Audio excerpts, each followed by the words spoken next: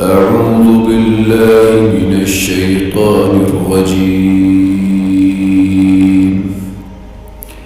بسم الله الرحمن الرحيم. الحمد لله رب العالمين، الرحمن الرحيم، مالك يوم الدين. إياك نعبد وإياك نستعين. اهدنا الصراط المستقيم، صراط الذين أنعمت عليهم غير المغضوب عليهم ولا الضالين.